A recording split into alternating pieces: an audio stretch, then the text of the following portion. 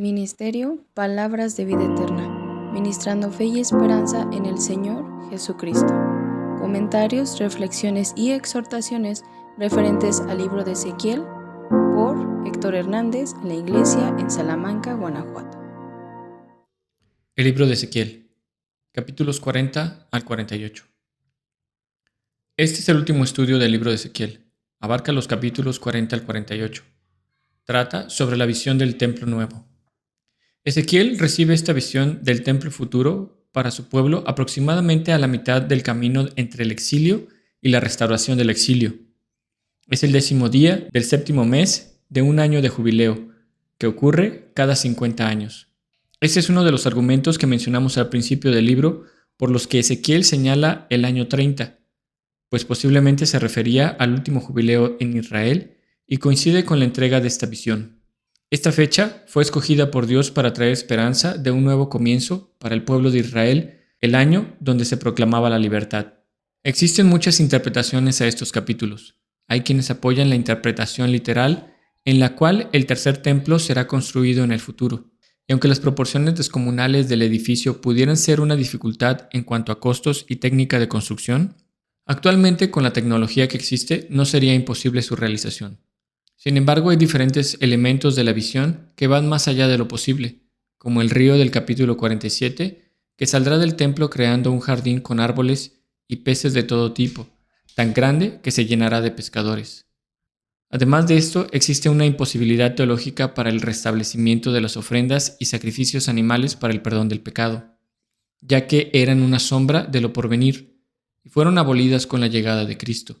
Por lo que una interpretación simbólica es más congruente con la revelación del Nuevo Testamento, en la que Cristo es el templo. Al inicio de la visión, Dios lleva a Ezequiel a un monte alto y mediante un guía celestial le muestra la construcción, que es 6 veces más grande que la circunferencia del muro que encerraba el viejo templo. Inclusive se le llama ciudad. El templo combina referencias al monte Sinaí y al jardín del Edén. Algo importante a destacar es que la ciudad de la visión de Ezequiel no es llamada Jerusalén y está ubicada geográficamente mucho más al norte que Jerusalén.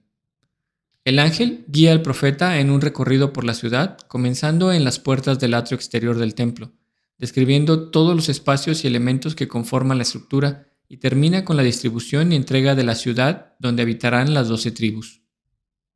En el verso 38 del capítulo 40 señala unas mesas para degollar los holocaustos, la ofrenda del pecado y la ofrenda por la culpa que estaban a cada lado del vestíbulo de la puerta.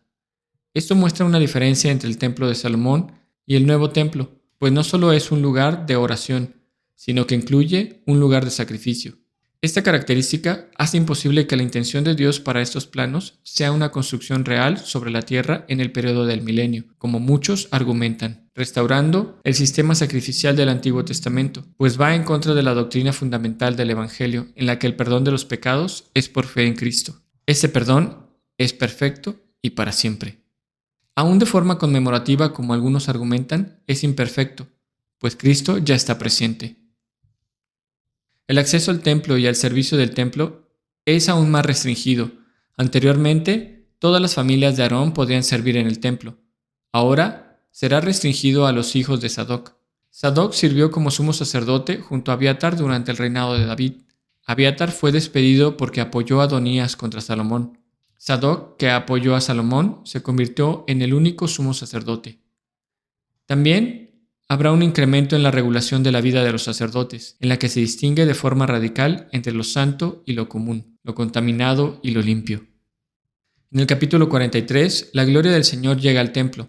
El templo de Jerusalén se entiende como el lugar donde Dios tiene su trono. Lo más importante de las afirmaciones es que el templo será el trono de Dios para siempre. Los pecados de su pueblo nunca más lo separarán de su santuario. Esta es otra imposibilidad teológica, pues en 2 de Pedro capítulo 3 versículo 12, la tierra será destruida y los elementos serán fundidos en uno. La tierra tendría que ser eterna. Además, Cristo prometió una ciudad celestial, no una ciudad terrenal. En los capítulos siguientes se muestran los privilegios del príncipe, las reglas para los sacerdotes levitas, la tierra consagrada que será repartida como heredad para los sacerdotes, la porción del rey y cómo se recaudarán las ofrendas para el santuario, los holocaustos, las fiestas, etc. En el capítulo 47 habla del río que brota debajo del umbral del templo, hacia el oriente, donde está la fachada del templo. Comienza con aguas brotando y después se convierten en un río profundo que por donde quiera que pasa da vida. También en este capítulo y en el 48, que es el último, se hace una nueva repartición de la tierra a las 12 tribus y entre los forasteros que viven entre ellos. La tribu de Judá tendrá un lugar de honor, ubicado inmediatamente al norte de Judá. Finalmente, habla sobre las puertas de la ciudad, las cuales son 12. Cada una recibe el nombre de una tribu de Israel, y sobre él el nombre de la ciudad. La ciudad que solía conocerse como Jerusalén, ahora recibe un nombre nuevo. El Señor está allí. Desde el comienzo del Antiguo Testamento, Dios reveló su intención de estar con su pueblo. Caminó y habló con ellos. Dio la promesa de un niño llamado Emanuel, Dios con nosotros. El Nuevo Testamento termina de manera muy similar al libro de Ezequiel, describiendo la ciudad de Dios y un tiempo donde Dios vivirá cara a cara con los seres humanos. En la Biblia existen pasajes que son todo un reto para nuestro entendimiento.